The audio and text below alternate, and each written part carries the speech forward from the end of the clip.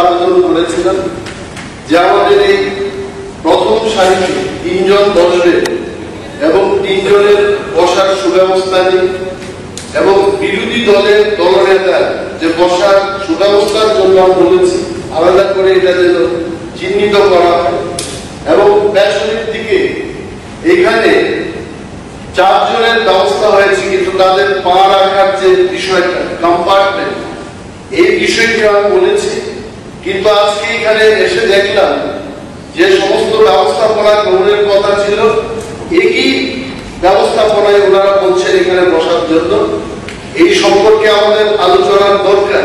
আমাকে বলা হলো যে একটা কম্পার্টমেন্ট যেটা একটা দলের জন্য রাখা হবে আর একটা কম্পার্টমেন্টে গিয়ে বসার কোনো সুবিধা নেই। তাহলে এই হাউসের মধ্যে আমি বলবো যেমন কোন দল বলতে পারবে যে নির্বাচনে সে 3টি এমএলএ নিয়ে আসবে বা 5 জন এমএলএ নিয়ে আসবে এটা কেউ বলতে পারবে।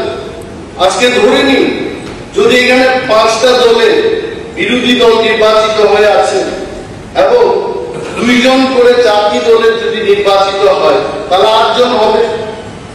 পঞ্চম দলের যদি 12 জন করে নির্বাচিত হয় তাহলে 20 জনের মধ্যে সে 12 জনের বিরোধী দলের তারা থাকবে। ঠিক আছে, এখানে আপনার কথাটা আমি বুঝতে পারছি। সিটিং অ্যারেঞ্জমেন্টের প্রবলেম তো এবং দেখুন এইটা শুনুন এইটা হবে এটা আপনার প্রস্তাবটা ঠিক আছে পরে যদি বিবেচনা করা হবে বলছি শুনুন কিন্তু আমাকে আজকে এই দায়িত্ব দেওয়া হয়নি।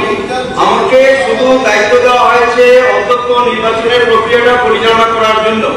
পরবর্তীকালে এগুলি আপনি বলবেন এগুলি অবশ্যই এগুলি বিবেচনাধীন এবং বিবেচনা করা হবে। যেহেতু আমাদের কথা এখানে রাখা সময় খুব কম আজকে আমরা এই হাউসে থাকবো না করতে পারছি না কিন্তু আমাকে যে দায়িত্ব দেওয়া হয়েছে শুধু নির্বাচনের দায়িত্ব দেওয়া হয়েছে অন্তত নির্বাচনের বিষয়টা শুধু আমি দেখবো।